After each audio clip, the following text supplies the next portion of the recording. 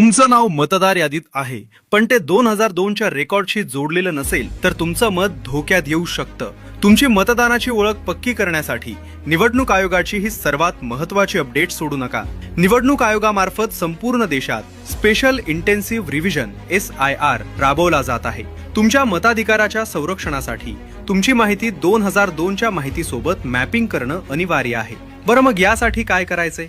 voter.eci.gov.in या संकेतस्थळाला भेट द्या किंवा ECINET ॲप वापरा. तेथे search your name in last SIR हा पर्याय निवडा. नाव सापडल्यास तुमचा मतदारसंघ क्रमांक, यादी भाग क्रमांक आणि अनुक्रमांक लिहून ठेवा.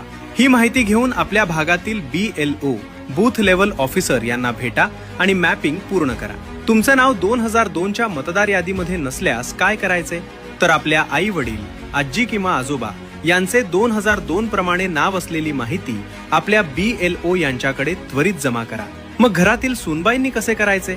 त्यांनी त्यांच्या माहेरची 2002 मधील माहिती गोळा करून BLO कडे द्यावी. यासाठी लागणारे आवश्यक कागदपत्र आजच शोधून रेडी ठेवा. सादर केलेल्या कागदपत्रांवर जन्म दिनांक आणि जन्म ठिकाण असणे अनिवार्य आहे.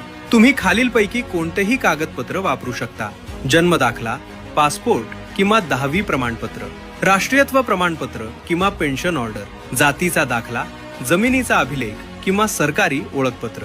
हे काम तुमचे BLO करतील किंवा तुम्ही एन्युमरेशन फॉर्म ऑनलाईन देखील भरू शकता. मित्रांनो, ही प्रक्रिया फक्त सरकारी काम नाही तर आपल्या लोकशाहीचा हक्क सुरक्षित करण्याची जबाबदारी आहे.